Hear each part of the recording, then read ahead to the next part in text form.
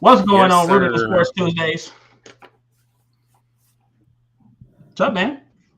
Can't call it, man. Battling these allergies, I guess, but the show must go on, man. On the road again, but the Uh-huh. show must go on, you know what I'm saying? What's going on with you? Well, I'm battling allergies myself. So I've been make sure I stayed on my taking my allergy medication. My eyes bloodshot red, but I mean, hey, like I said, it's not gonna stop. It's definitely not gonna stop this sports talk and And some of the good topics that we got to talk about today. I'm finna say, and you know how we do. Normally we'll go ahead and we'll have ourselves an adult beverage. I'm Hmm. in here with the tea today. You know what I'm saying? Like I can't even Look, indulge right now, man. I'm trying to get back right. I was about to pour some bourbon, and I said, look, what's the bean? Are you sure about that? You sure about that? I got the big bottle of Crystal Geyser over here. So yeah, Oh, we working. word. Can't Yeah, go wrong. Can't go wrong. can't go wrong. But we got some good stuff for you guys today. Short and sweet. We're gonna continue our recent habit of 1 hour episodes. And today we're gonna talk about I would say just two of the biggest topics in sports. We obviously we're I want to say the NBA playing starts tonight. NBA Yeah, they playing tournament actually they're playing starting right right now. right Actually, the first now. game's on right Uh-huh. now. Yeah. Yeah, so we'll talk a little bit about the NBA playing, and then uh, obviously a quick NBA playoff preview, and then we're going to talk a little bit about some of these top quarterback prospects in the upcoming 2023 NFL draft. So that's what's on the menu for today. We're definitely excited about this, man. I know it's been a lot of talk about these quarterbacks in the draft, and I'm really interested to hear your insight and expertise concerning this whole thing, man, and maybe even hear, maybe even past like the big name guys, if there's any sleepers or anything that you got as far as at the position. So it's definitely going to be a great Yeah. conversation. Obviously, I'm kind of checking out this play-in game now. Little surprised at how the outcome's going right now, but yes, man, it's Uh, gonna be uh, a great show, man. So we're gonna most which which definitely get which into it. which game you watching? Minnesota. Atlanta's playing Miami right now, Mhm. and they're about to go into halftime. Miami made a little run, so they kind of cut into it, but Atlanta came out smoking. So yeah, we'll get into it in a minute, man. Let's go ahead and Get into let's our little go ahead Chesapeake intro. and get into the intro, and then we'll get to this heat, man. So Most yeah, let's definitely. do it.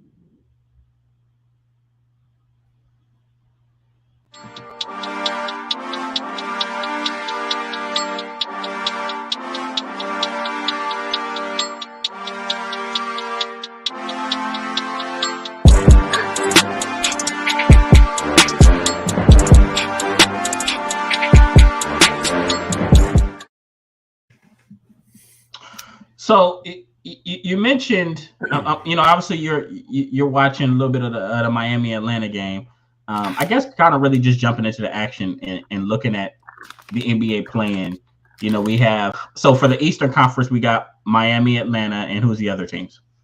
So as far as for the playing games, so you got the East 7-8 matchup has Miami against the Atlanta Hawks, and then their 9-10 matchup has the Toronto Raptors against my Chicago Bulls in the East.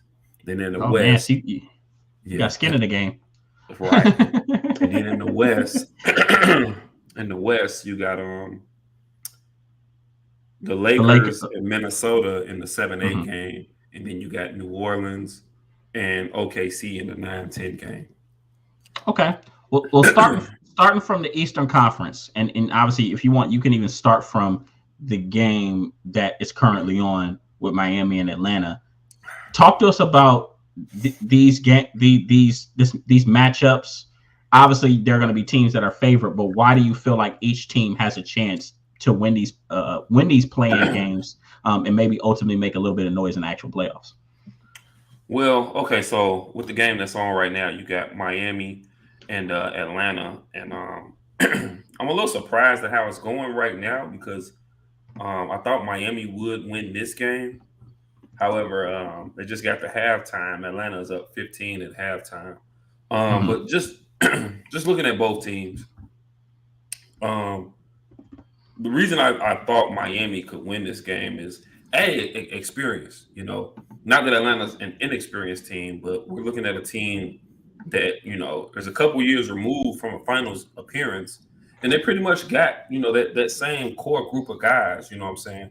They're a team with a great coach and Eric Spoelstra, and I think they've been a bit disappointing this year because I think they're a team that a lot of people thought at some point would just kind of Was turn it it on, because and they've been contenders the last 2 or 3 years? they have, and now this year they fell into the play-in. Um, I think they're a team that a lot of people thought at some point in the season they would round it together and just kind of turn it on, and for whatever reason this season it just hasn't happened for them. But obviously, like I said, they still got their core group of guys. Jimmy Butler's still Jimmy Butler. I anticipated, he really tends to step his game up during playoff time. Mhm. So I anticipated him, being able to do so. Now that we're getting down to the nitty gritty now. Obviously, they still got Bam Adebayo, Tyler Hero, and Max Strus. They picked up Kevin Love off of waivers not too long ago. So they got a lot of experienced Yeah, that's a guys. Kyle Lowry's playing tonight, even though I've never been the biggest Kyle Lowry fan, but Kyle Lowry is playing tonight. Uh-huh. So Udonis Haslam.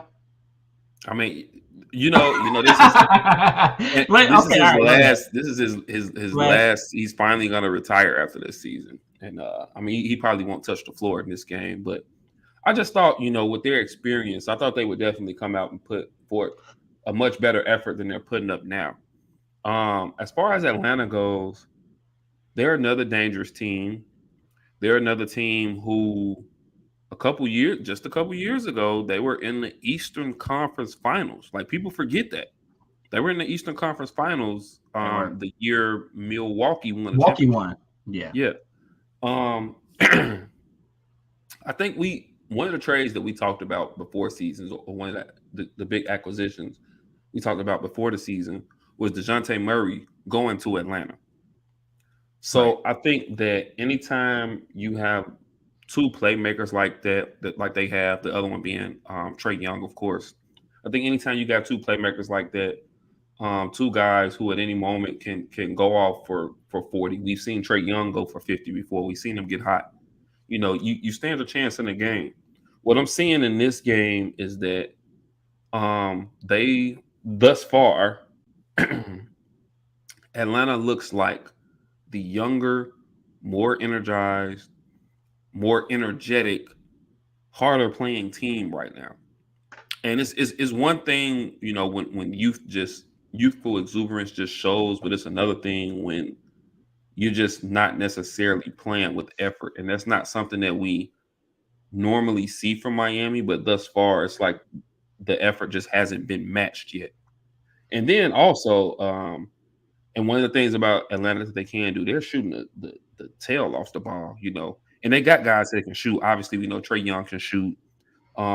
They still have the Bogdanovic kid. He can shoot. They got Sadiq Bey at the trade deadline from Detroit. He can shoot. DeAndre Hunter can knock down the open shots. Like, they got guys. Clint Capella's back for him. So yeah, although I thought Miami would win this game, clearly Atlanta's just a more energetic, more athletic team. They got 18 assists in the first half. They have 35 points off of their bench already in the first half. So then let me ask you this. Obviously, before we move on to the Bulls matchup, I think with Atlanta, everybody was kind of excited. I was a little bit excited when they first picked up DeJounte Murray. Like, I thought that was going to be. I mean, I hate to use the word, that there was going to be a revelation because they was going to have another real playmaker next to Trae Young. Mm-hmm. Why hasn't it, if you were to just keep it short of one sentence, why would you say that it hasn't materialized, or it's maybe just starting to materialize? Like, how come they never took the jump that we thought they were going to make?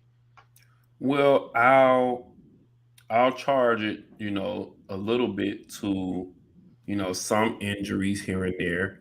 Mm-hmm. And then ultimately I'll charge it a little bit to, I think you can probably say this year, you can really argue that the Eastern Conference is the better conference this year. And so you just had Fair enough. teams. We can say Atlanta took a step back, but I don't know. Maybe we can just really say, hey, the The Cleveland East took it. Cavaliers got better. Hey, the They New did. York Knicks with this pickup of Jalen Yeah. Brunson, they got Yeah. both of those teams made splash moves as well. Hey, those teams have gotten better.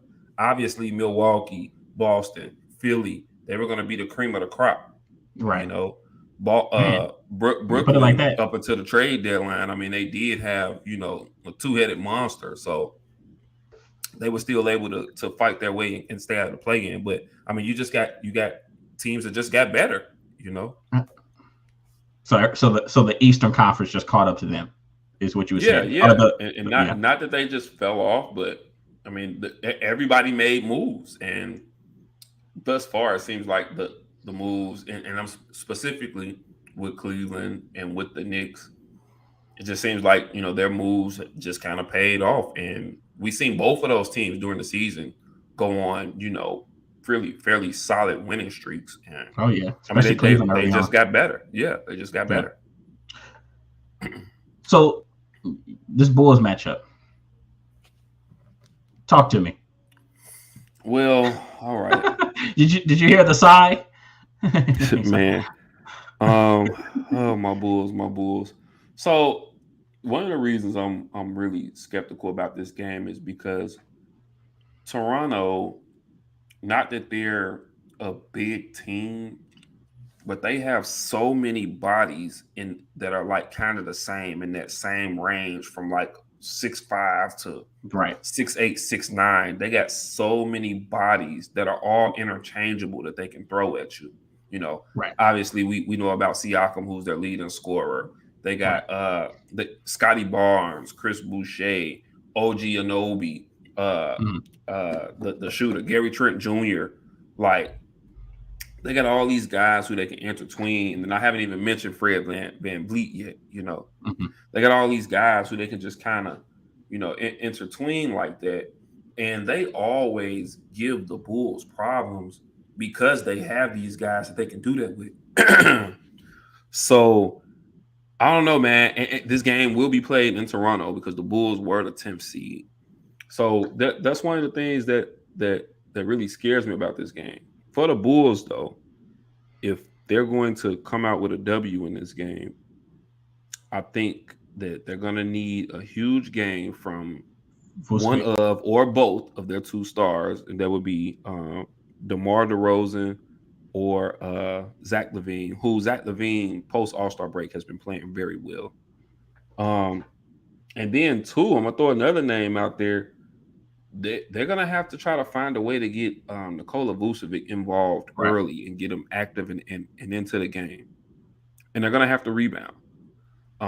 The Toronto Raptors are one of the better offensive rebounding teams in the league.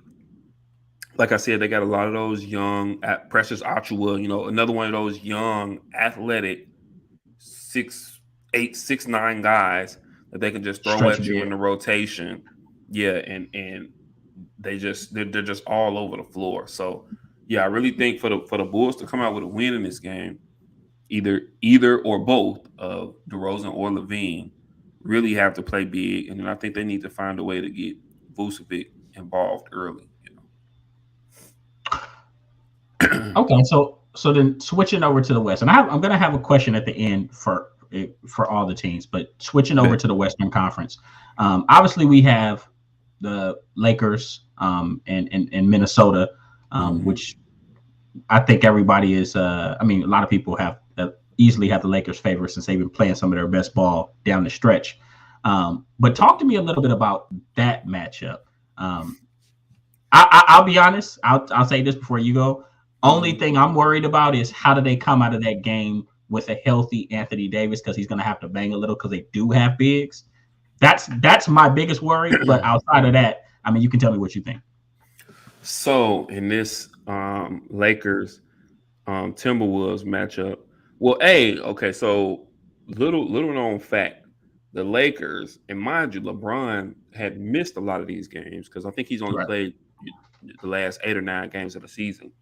But the Lakers have the best record post All-Star break of any team in the NBA. Mhm. So when we say they've been playing good ball and they closed the season well, I mean they've really been playing some great basketball. Um, the moves that they made at the trade deadline, picking up a D'Angelo Russell, picking up a Malik Beasley, both guys who can spread the floor, picking up a Jared Vanderbilt, who's kind of just this utility man who's going to defend and play hard, and get them extra possessions. All of those moves have really, really paid dividends for him. And not to throw a jab, but addition by subtraction. When you get Russell Westbrook up out Russell of that, Westbrook. It's and been a you send win-win. him across, town to your rival. Yeah. Um, but yeah, I mean they've been playing some phenomenal basketball. Vice on the flip side, and I don't know if you've seen, although the Minnesota Timberwolves won their last game of the season, it's been like Tumultuous. excuse my language, it's been a fucking shit show. So you got two of the main role players fighting on a bench. Mhm. You see Rudy Gobert, who was their big, big all season Acquisition. sign, is their big acquisition. They gave up, vastly overcompensated for him. They did. You see him throw a punch on the bench at another player, Kyle Anderson, and so now he's suspended for this game. He's not Right. playing this game.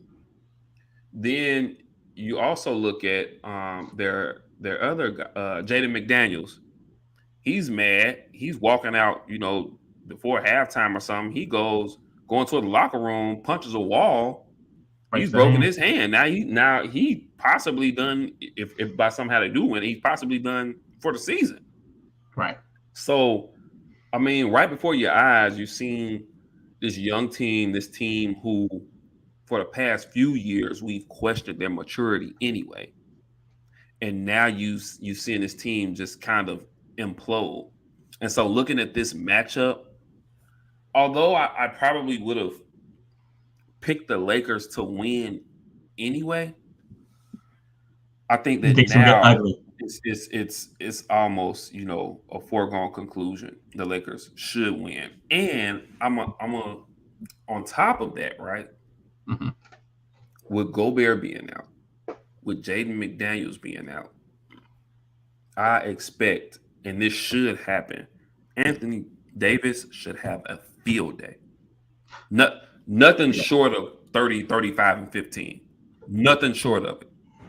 Okay. And then too, and I know we'll get to this in a quick second. Right. Then too, the Lakers win this game. They're the 7th seed. You move on, you'll be playing a Memphis team, right? Which is the They're matchup they everybody okay. which is the matchup You're everybody wants. you're probably gonna be favored in that series, right? Because Memphis has been they kind of rounded it back together toward the end of the year, but they've been a bit up and down themselves. Mhm. And if I'm not mistaken, Steven Adams is going to be out for that entire series. Oh, So that's big. and Brandon Clark, who was another one of their bigs that they kind of rotated in there. He can kind of stretch the floor. I think he's out for the season. So yet another reason, another Favorable, series where favorable matchup. Anthony Davis have your way. Okay, so not looking too far ahead, but yeah, just get back to what they play later. They play tonight. I think you'll see Minnesota come out early with a very concerted effort just to hey, put some respect on us. I think you're gonna see them come out, play really hard, really tough. Anthony Edwards is one of the rising stars in this Right. league. Carl Anthony Towns came back. I think Carl Anthony Towns missed a lot of the season, but he is He back. did.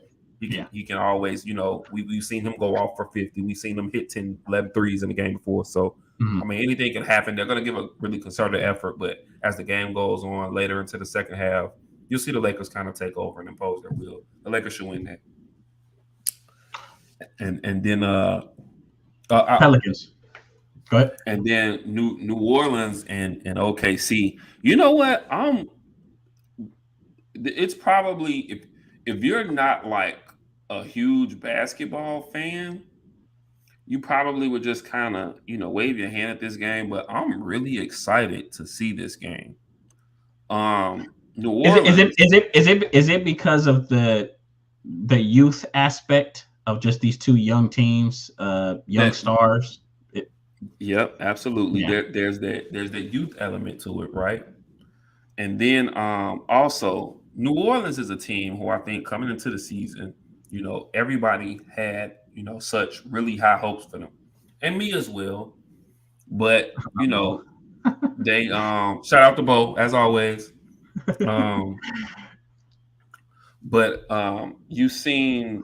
I'm gonna say it like this: you could say maybe they didn't quite meet those expectations, but I think you also have to take into account. Zion. Yeah, you have to take into account that they had some really big injuries. But both of their major stars, Zion is still out; he's not playing this game, and Brandon Ingram missed a substantial amount of time. He missed upward maybe 30 or 40 games or so. Right, which is big. So I guess when you look at it like that, for them to even still be in a position to, make the playoffs, be in this play-in tournament is a wonder. Because when they were healthy, when Zion was playing, at one point this season, they were all the way up to the 3 seed at one point. Right. They were very, very competitive early on. Yeah, so with that being said, in this game, they do have Brandon Ingram back. They still have CJ McCollum. Obviously, like I said, Zion's out.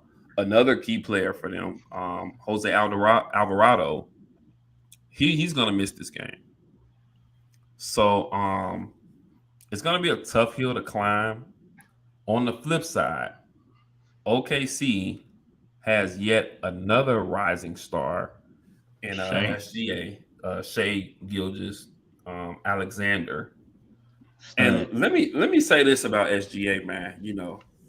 I tell you what, boy, coming out of Kentucky, if there was ever a draftee that I just totally missed or I was totally wrong about, he's the one.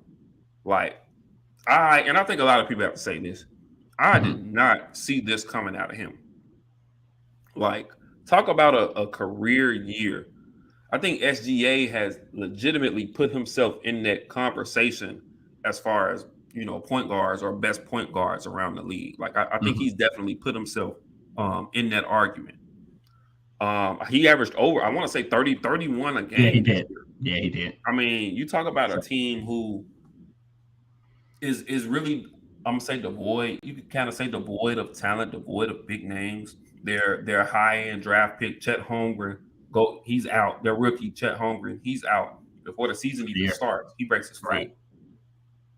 You see SGA, man, just going out there. I mean, he's a walking bucket. Like, this dude can play some ball. He's kind of, to me, he's kind of becoming like the Damian Lillard of OKC. Coming with that chip on his shoulder. Not necessarily like not the same game in their games, but I'm talking about as far as like the mentality. Yeah, I can definitely see that. And then they got a few other guys. They got kid Josh Giddey, who I really like. Another kind of Swiss Army knife. Another guy who you'll see he'll flirt with triple doubles. He's one of those guys that's gonna fill up every single stat line on a stat sheet. They got Lou Dort. They got the kid Jalen Williams, the shooter Pokusevski. I mean, they got some guys, around SGA that he's come to grow confidence in, and I think this is going to be a very exciting game between some very, youthful teams. But that being said, if I'm going to pick a team to win that game, I think I'm gonna give the slight edge to New Orleans because this game will be played at home in New Orleans. So I'm gonna give the slight edge to them, but I think this game is gonna come down to the wire. I think SGA is gonna have a heck of a game. So obviously you have your favorites, but you've been you just kind of being a basketball aficionado and going off of your knowledge, or even let's say what you want to see moving forward. Who are the teams, if you would look at all these teams that are competing to play in, who are the teams that for the best interest of basketball need to move forward? For us to see the best matchups we can see in the NBA playoffs, which teams need to move forward, in your opinion? Well, obviously, I'll say this in the Western Conference.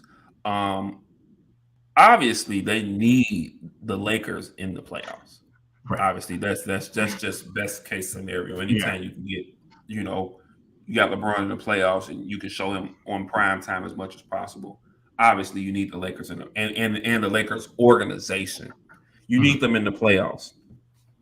And then the other team in the West, and these are the two teams that I think will be that 7th and 8th seed in the West. I think Minnesota is going to lose tonight. I think Minnesota will beat both says Lakers and Pelicans. I think in the West, I think Minnesota will beat. I think they'll beat New Orleans, who I said will win the other one. So I think Minnesota will beat New Orleans and beat that 8 team, and I think that's a better matchup too, especially if Rudy Gobert is back, and then you got 2 young stars, a really young up and coming star in Anthony Edwards. You still got Karl-Anthony Towns.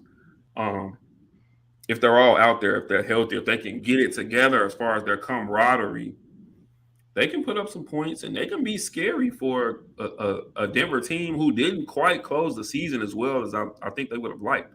So they could be scary for a Denver team, But yeah, ultimately, I think the 7th and 8th seed in the West will be the Lakers and the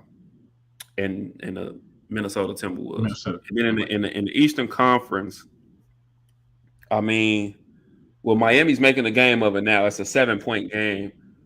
I don't like to switch picks, so I'm going to act as if I don't see this game right now. And once again, Miami's making a run. I'm going to stick with my original pick before I start watching this game, and I'm still going to say Miami wins. And then ultimately, I'm not going to pick against my Bulls, although my head says Toronto's going to win that game. A true homer. Let me be clear. My head says Toronto is going to win that game, but my heart is going to go and stick with the Bulls and pick the Bulls. Follow your heart, guys. With that being said, I do think the 7th and 8th seed in the East will be Miami if they can come back. And I think Atlanta, although they may lose this, I'm predicting them to lose this game. I think that they'll beat either Toronto or the Bulls.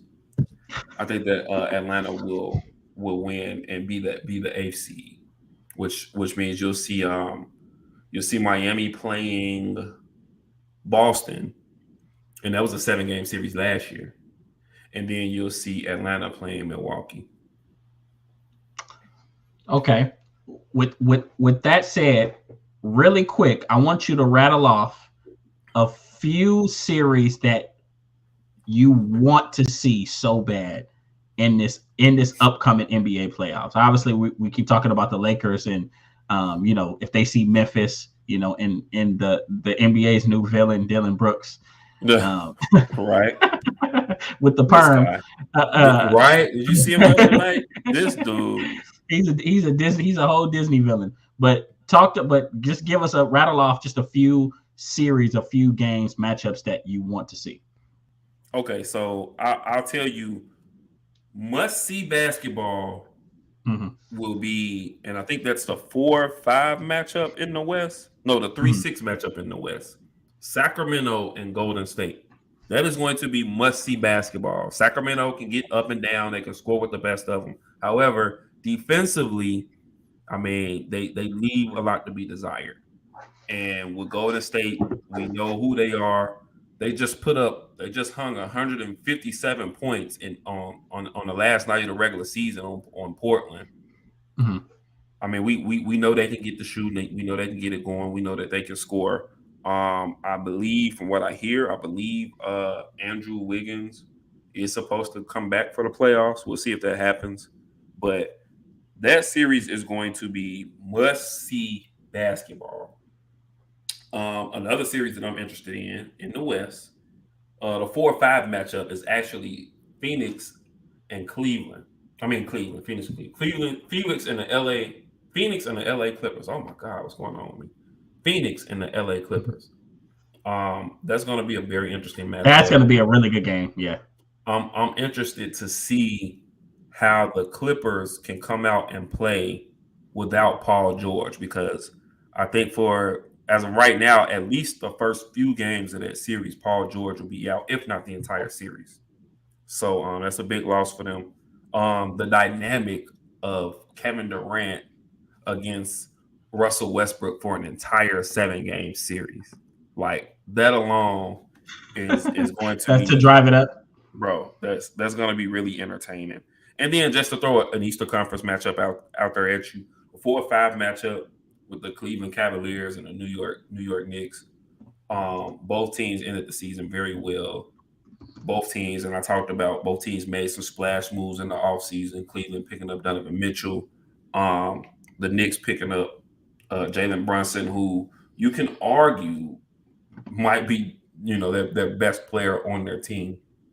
Which is crazy. One thing to look out for in that series, though, Julius Randle hurt himself, kind of busted his ankle up a few, like 2 or 3 games ago. So he's probably going to try to push through it, but I doubt he'll be 100%. So we'll see how that goes in that series, man. But yeah, those are just Cleveland, Knicks, Clippers, Phoenix Suns, and then that Sacramento Kings Golden State series. It's going to be up. Every game will be over 100, 120, 115, 120 points. Every game. It's going to be nuts. And I tell you this, Golden State is just that team that just will not go away. I feel like they're so well versed and they understand how to win and how to turn it on at the right time, to where now you're looking up and all of them are starting to get healthy, and now you're like, damn, do they have a chance to do it again? Do they have a chance to take the Western Conference again? Exactly, man. And they have, and I'm gonna end it like this because I do want to hear what you got to say about these quarterback prospects. Golden State has just as good a chance in the Western Conference as any other team. The Lakers, the Phoenix Suns, because I mean they really their core three with Chris Paul, Devin Booker, Kevin Durant, they played a total of 9 games together. So I mean they still have that camaraderie aspect, and they're not as deep a team as you probably like. Mm-hmm. So yeah, I mean they Golden State finishing the season well. They're in the 6th seed. Although they've been terrible on the road this season. Terrible. Was it like 11 games? Terrible, bro.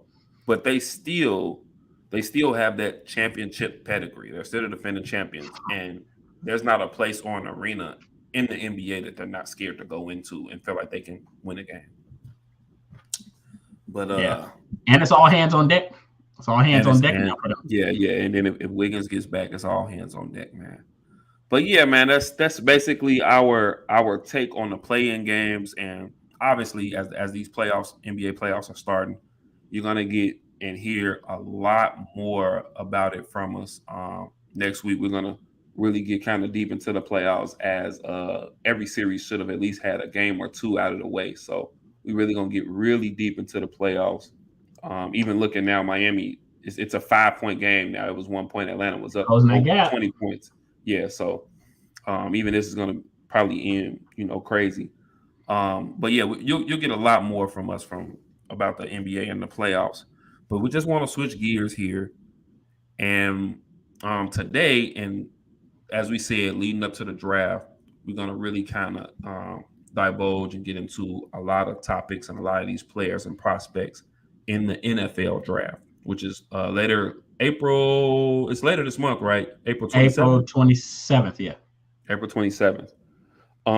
Today, though, we're gonna kind of tune in on the big name position, in the draft, a quarterback position, a position where it's very, very likely you could possibly hear 3 or 4 names within the top 10 or 12 picks in this year's draft. Whether you think they belong there or not.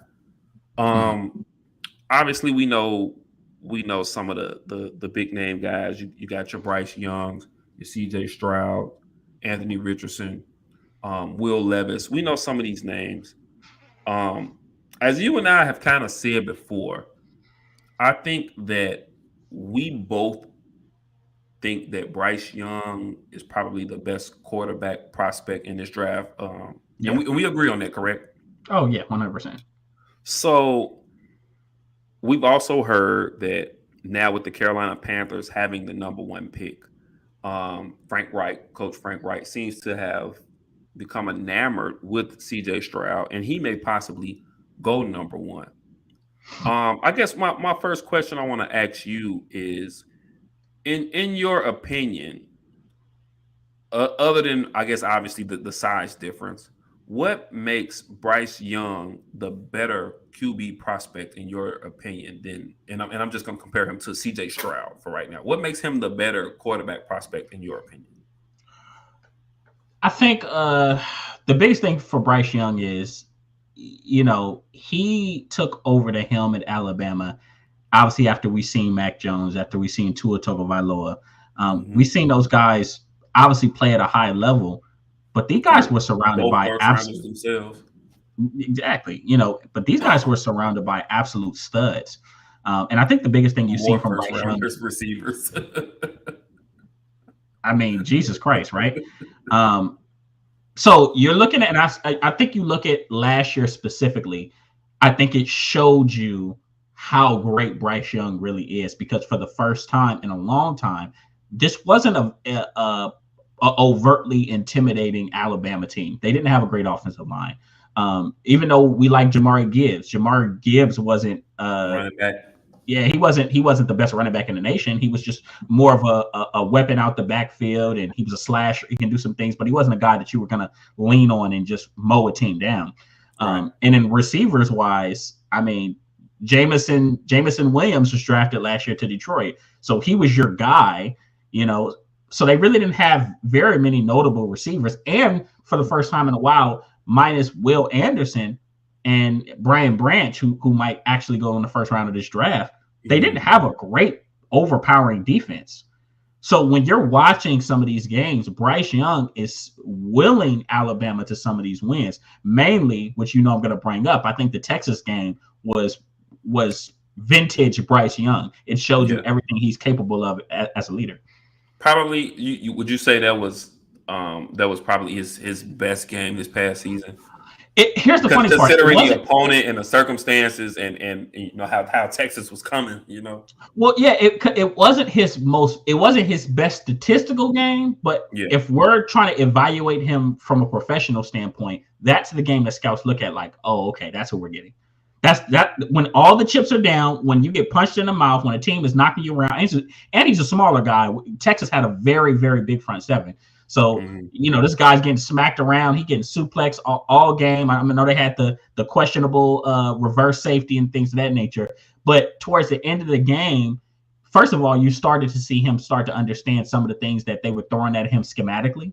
And he was able to, after a while, he started picking apart. First of all, he started killing them up the seams towards the end of the game.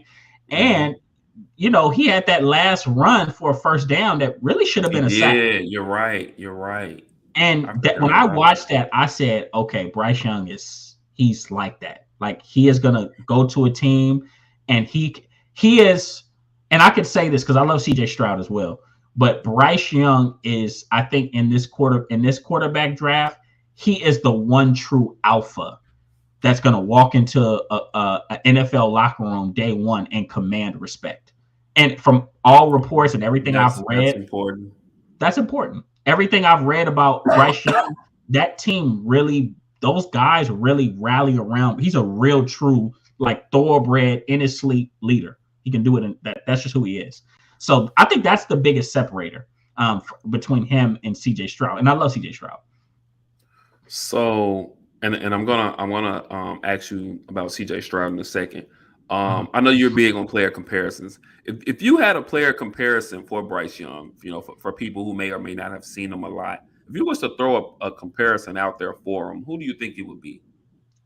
My comp for him has always been that he is a more athletic. A lot of people try to make the Deshaun Watson comparison. I don't like it. To me, he is a more athletic Drew Brees with a bigger arm. Maybe not as tall. Drew Brees is actually like, well, I don't know. I've seen Drew. Well, Drew Brees wasn't a tall quarterback himself.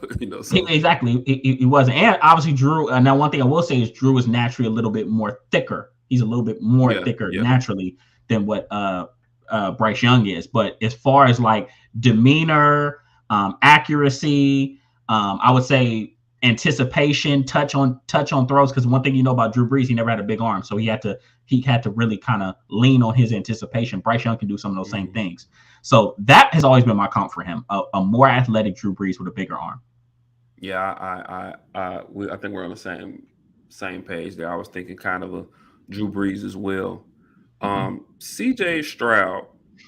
So we were talking about, we just talked about big games during this last college season.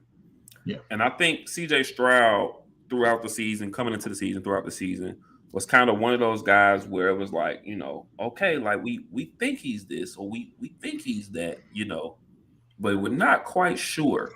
And then I think, although in a losing effort, that game against Georgia really kind of put everyone over the top to saying, okay, hey, this kid, he's probably going to be, one of the top draft picks in the draft this coming season. And, he could definitely, for him to be that successful against that team, he could definitely find some success in the league. Why do you think, and like I mentioned earlier, it seems like the Carolina Panthers, and Frank Reich, they really do like him. Why do you think that he has caused a debate as far as for the number one pick goes? So one is let's just not even dance around it. It's going to be his size. Right. So they're going to look at, coming into this year, obviously we had other prospects that people were trying to hype up. It was a conclusion that it was Bryce Young and CJ Stroud. But obviously towards the end of the year, people start looking at, okay, well, Bryce Young's a little smaller. CJ Stroud is just, I would say he's everything you look for on paper from a quarterback prospect. He has the arm, he has the accuracy, he has the height, he has the adequate height. As a matter of fact, he's above average in height because the best quarterbacks in the league right now, Patrick Mahomes, guys like Aaron Rodgers, Joe Burrow's a little taller, but a lot of these quarterbacks are 6'2", CJ Stroud is 6'3" and a half, maybe close to 6'4", and he may not even be done growing. So, I think the size aspect and really just him checking all the boxes. If you ever hear him talk, he's a good kid. He's respectful. You can tell that he won't be, at least for now, he hasn't been a danger off the field. So he just checks all the boxes. I think that's what makes him the favorite is because he just is clean across the board. And then the Georgia game, of course, I would say answered so many questions that people had about him when it comes to adversity and playing against tough opponents. All right, and then I want to throw the same question about him, and I know you're big on player comps. If you was to give kind of a player comp for CJ Stroud, who would it be? I would actually say Matt Ryan.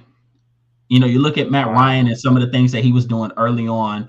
They got a similar body type, but very accurate, big arm quarterback. But I would say one of the knocks on Matt Ryan coming out of Boston College was, obviously they didn't know how much he would be able to do off script. And that's a big thing with CJ Stroud. But here's the thing. When we watch the Georgia game, plays are breaking down and he's avoiding sacks and he's making all these tight window throws. So that showed a clutch factor in CJ Stroud that we had never seen before. And I think that when I look at Matt Ryan, who I always have to remind, especially Atlanta fans, because they're delusional, Matt Ryan, especially early in his career, he had ice water in his veins. That's the reason why they called him Matty Ice, and he's played. He gave Atlanta some good, like people forget he was an MVP Like, but like he gave Atlanta some good seasons. But exactly. But the funny part is like we look at the MVP. The MVP to me was like a second win for him. But if we look at like those first 5 or 6 years where it was him and Roddy White and Michael Turner, you know, there was some games where he willed them into some wins. I'll take it a step further, not to get too far up top. I'll take it a step further. I mean, people, they might not want to hear this. Not first ballot, but Matt Ryan's gonna get in the Hall of Fame. Oh, he's a Hall of Fame. Oh, trust me, I had somebody arguing me about that. but that was my. Some people make Jared Goff comparisons. I think C.J. Stroud is a lot more creative than Jared. Jared Goff is for the most part, he's an on-script quarterback. Now, when he's hot, he's hot. When he's hot, yeah. Well, let's put respect on his name as far as that. But I think that just the CJ Stroud to Jared Goff comparison to me is a bit disrespectful when looking at CJ Stroud's skill set and some of the things that he can do when the play breaks down. All right, I'm gonna move a little deeper into some of the other prospects here, namely one Anthony Richardson, quarterback out of Florida, who everyone has gotten enamored with now. I'm a little critical about it because, you know, obviously Anthony Richardson did go to the draft combine and, you know, by all accounts, he lit it up. However, he had all of these crazy numbers in all of these events or skills that doesn't necessarily equate to the position that he's playing. I think when you watched him at Florida last year, I think that you seen some tools, especially the athleticism, like you seen some things there, but I think that he also showed a lot of inconsistency. And I think that in any other year, you know, I think that you're looking at a guy, you know, even if we're talking, you know, even next year, you know, because you know, next year's draft is supposed to be, you know, quarterback loaded. I think in any other year, you'd be looking at a guy in Anthony Richardson and he wouldn't be a first day guy. You know? No, he wouldn't. And I think he knows that. Yeah. Which is why he came out this year. Yeah. Yeah, exactly. But yet and still, he's up near, you hear his name a lot up near the top of the draft. You hear there's even been people calling the Arizona Cardinals about that third pick in the draft. The team's trying to move up, possibly, you know, falling in love with, you know, with him. And then they got another guy, Will Levis, quarterback out of Kentucky, who I think there were a lot of high expectations for him coming into this year. If I'm not mistaken, I think he got a little hurt, but nonetheless didn't necessarily live up to those expectations. But I just want to ask, I guess for those two guys, what do you think they do well? And then as a B to that, what would be the best situation or say a team or two that would probably be best suited for them to go to? Okay. Well, first of all, let's start off with both of these guys are very raw. As far as like they have all the physical tools, but they're very raw as far as footwork goes, technique. But the crazy part is if you were to comp them just based off of physical prowess to the other two guys that we just named, they would probably beat them in most or every aspect. You know, these are big, you know, muscular, I would say Herculean or Greek god type, you know, athletes. But as far as what would be the best, or first of all, what they do well, Anthony Richardson, he's very creative. I think that I will give him this. I think he understands his shortcomings. He knows that he's still working on his accuracy. But as far as like his creativity as a runner, when the play breaks down, Anthony Richardson gets freaky. Like you start to see him do, you know, I think the play everybody plays over and over again is that play against Utah where he jumps in the air to throw the football. And instead, I guess he holds on to it, pumps and spins and winds up like, you know, he spins and he's running to his right and then he throws a touchdown pass. You know, it's like little stuff like that where you're like, okay, well, normal players, normal quarterbacks, that's a sack, or So you know, you who see knows? maybe a little Lamar, a little Justin Fields in him. It's so hard to gauge. I would say he's just because a lot of people make Lamar Jackson, Jalen Hurts, Cam Newton. I don't see him fitting into any one of those boxes. Uh, Maybe you could say more Cam Newton, but I don't know. To me, it's physically dominant as Cam Newton is. I don't know. He's a real, like we use the word unicorn so much. Anthony Richardson is a true unicorn because we just have never seen a quarterback with that type of physical profile, and he has an arm that Cam Newton never had, or any of these guys for that matter. Like are you speaking when you talk of his arm? Are you speaking more strength. from an arm strength, not necessarily an accuracy standpoint? Oh no, yeah. Point? Yeah. From just as far as like his ability, like when you see him throw the deep ball, it's effortless.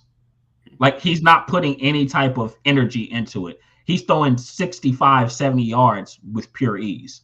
So this is a guy that and that's why teams are so enamored by him, that if you put together a plan and this guy starts to realize his potential, you could have something truly special in your hands.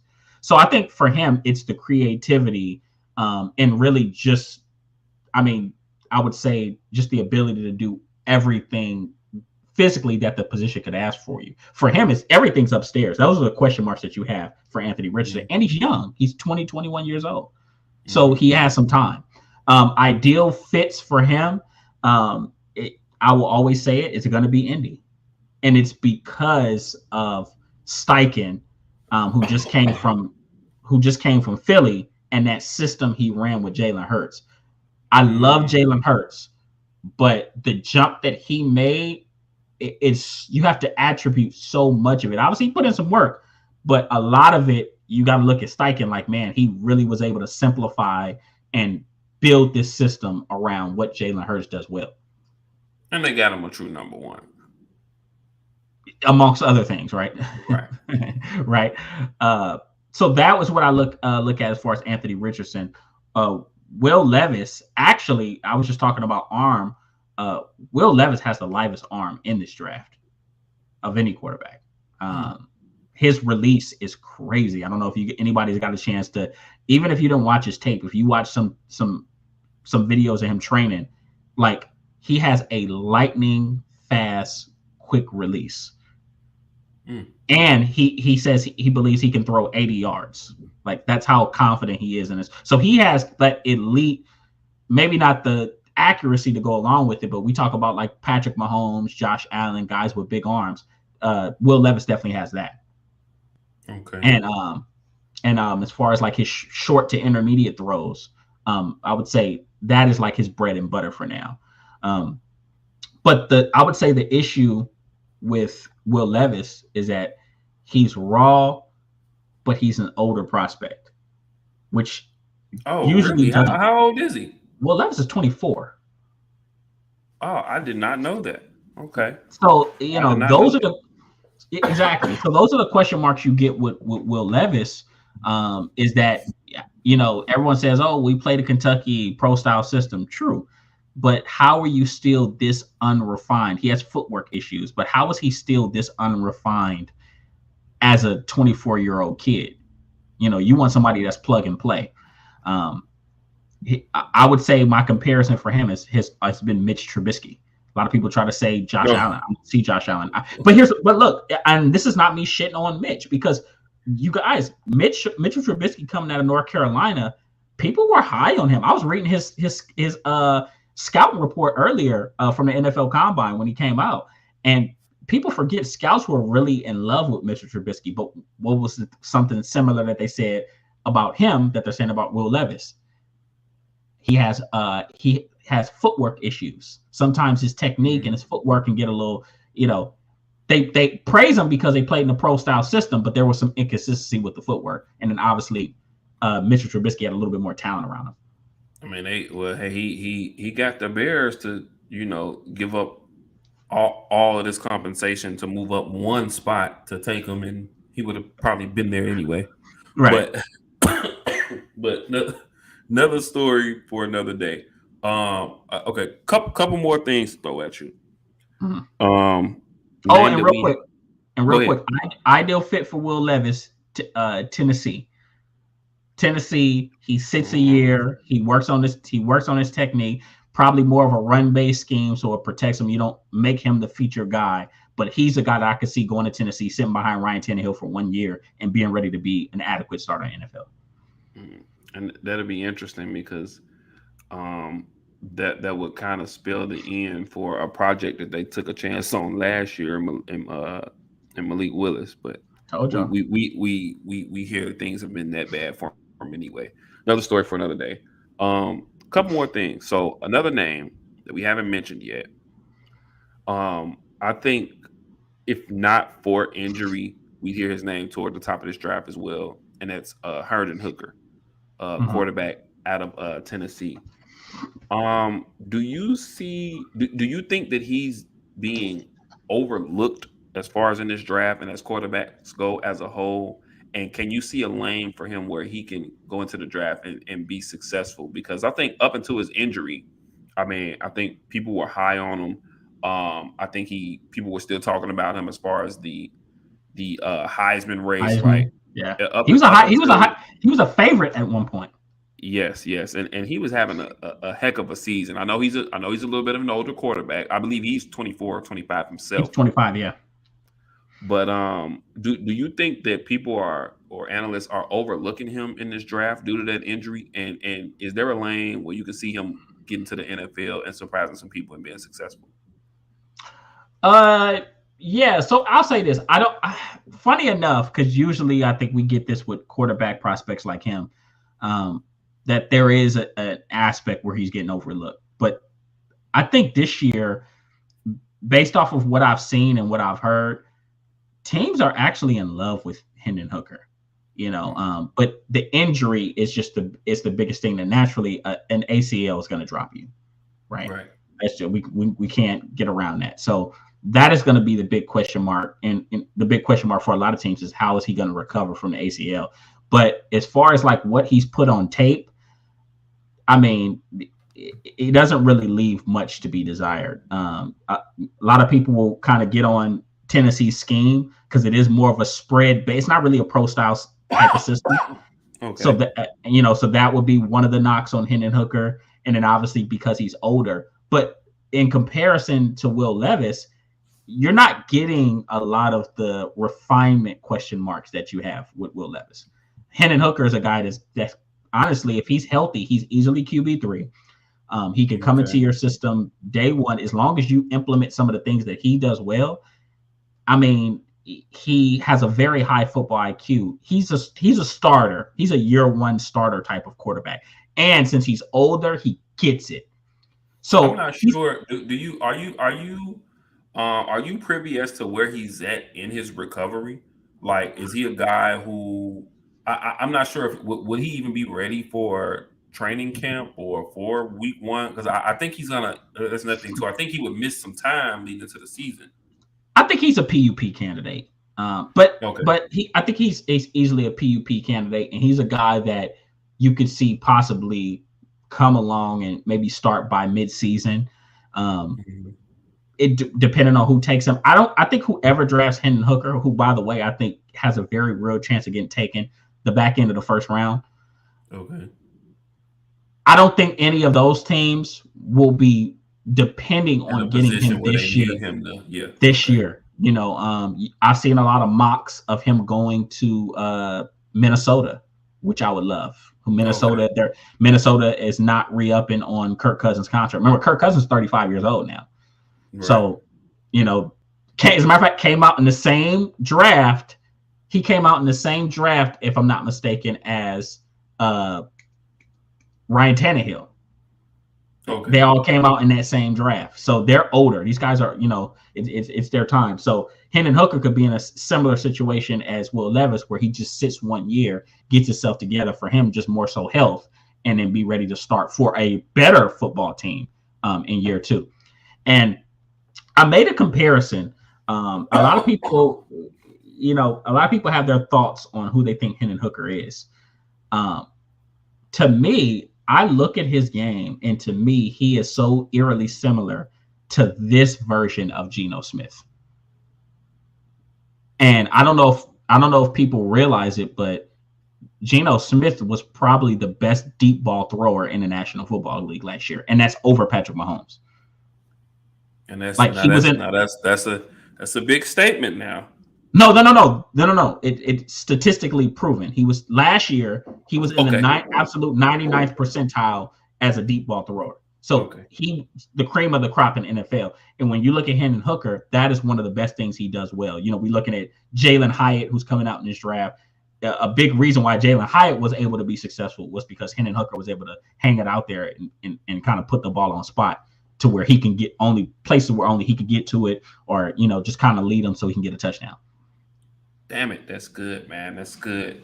All right, so I'm gonna take it here, and you know we can ride this here question out, because I got a couple guys I maybe want to throw out. Okay. So you know we talked about Bryce Young, talked about C.J. Stroud, Anthony Richardson, Will Levis, and then we just talked about Hendon Hooker. All of those are guys who could possibly hear their names day one. You know, I think realistically, at least 4 of those guys are probably going to go day one. Right. If not all 5. Not all 5. Uh-huh. However, you know, we see every year and throughout careers, you know, there's quarterbacks who go later in the draft, day 2, maybe even into day 3, who you look up and you know they're starters, or they're coming in and playing. You know they're coming in for someone who was injured, and you know they're making a name for themselves. They're making themselves some money. Look at prime example from last year. Look at Brock Purdy.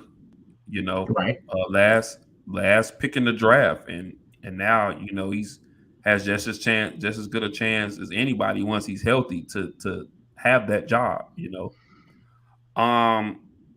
Who is a quarterback or 2 in this draft that, you know, won't be a day one guy, but you think could possibly come in and surprise someone with their success in the league?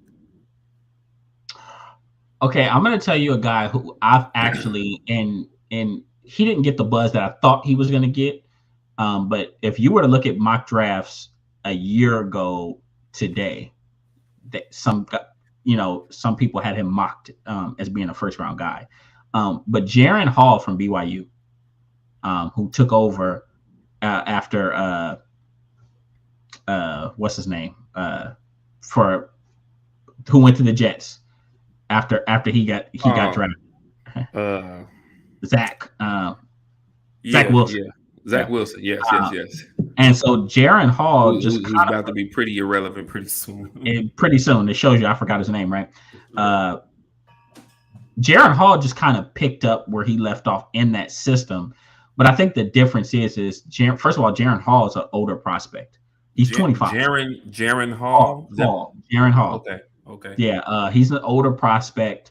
If I'm not mistaken, he took 2 years before he dove in to play college football. He took 2 years away, I want to say, on a mission. Like, I want to say, you know, he was out abroad just kind of servicing the community and things of that nature. I think he's obviously go to BYU, but he's very big on his faith.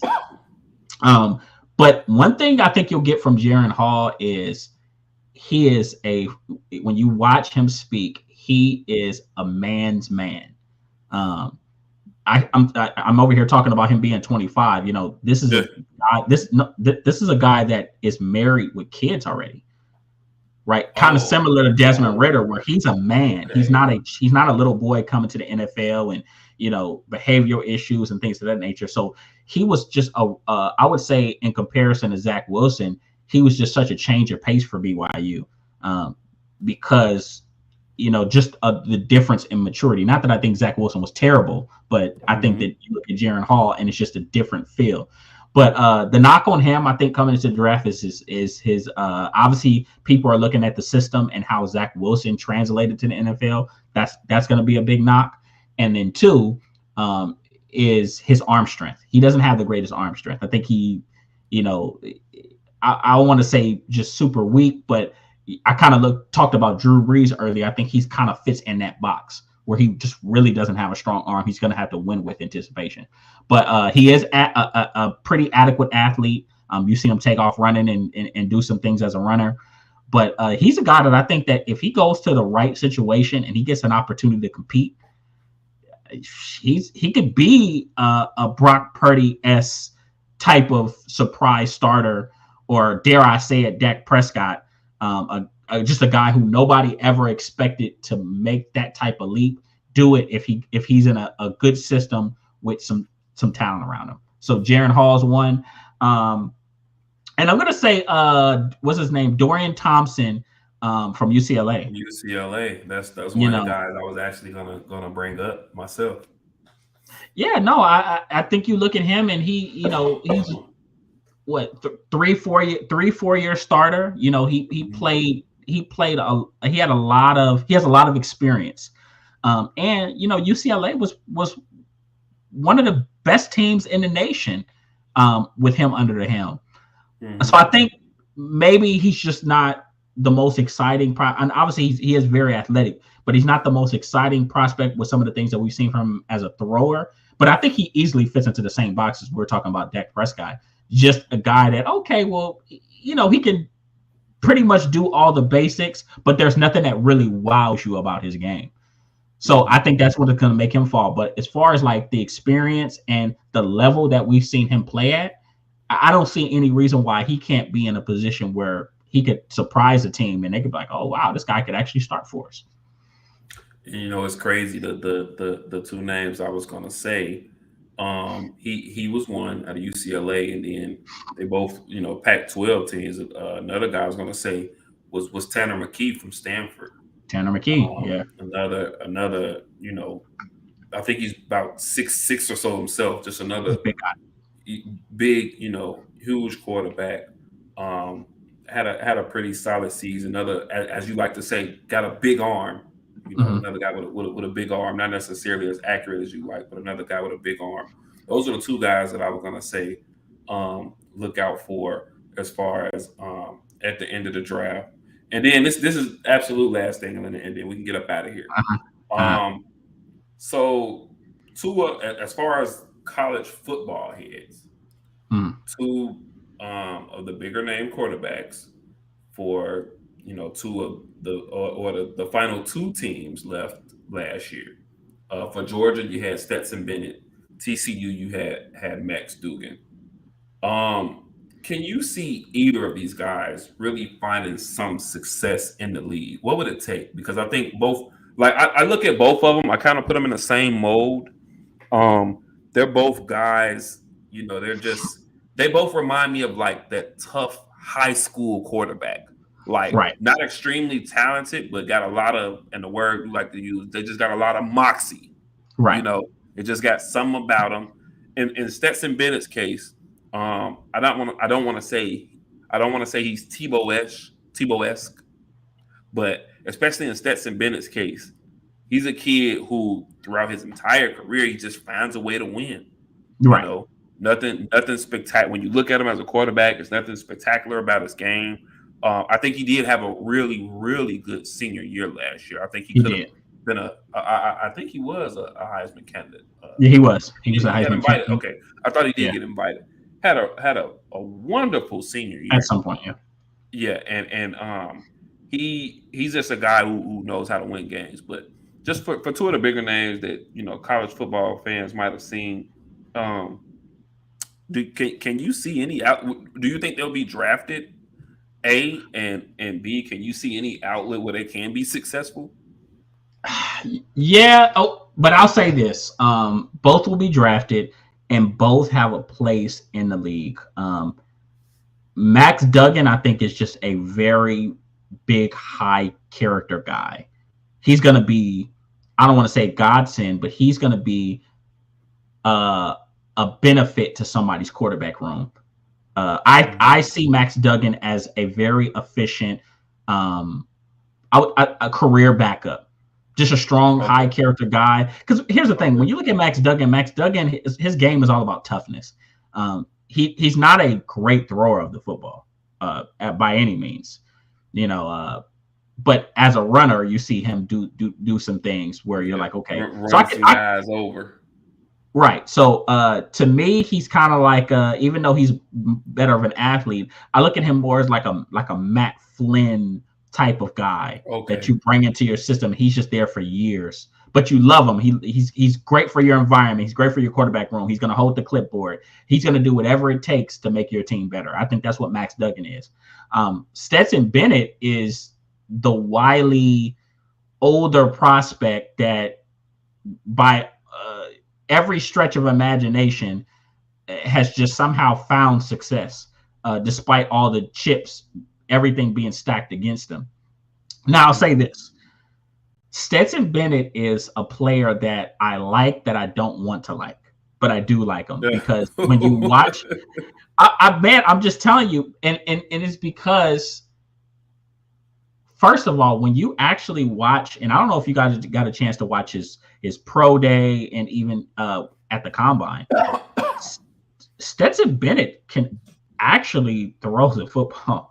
Like he's not a limited prospect. Only thing, I mean, obviously his height. He's not a big guy. He's 5'11", but he can. You know, we've seen him do some things as a runner, but as a thrower of the football, especially being an older prospect with all that game experience, he actually can handle some business now. So Stetson Bennett, I would say, kind of veering away from Max Duggan, is a guy that, I mean, hell, 2 or 3 bodies goes down. Don't be surprised if you have like I could see Stetson Bennett. I don't say he's going to be a career starter, but I could see Stetson Bennett having a Jeremy Lin like run in the NFL. No. Oh, wow. Where there's like, there's there.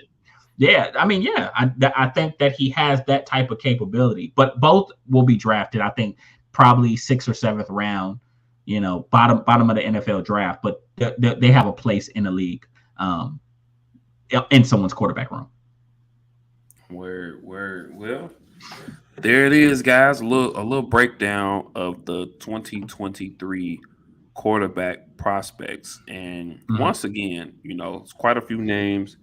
You're gonna hear at least, like we said, at least 4, maybe possibly even 5 guys going in the first round. NFL draft, April 27th. We will be going live for that night. It's going to be a great night.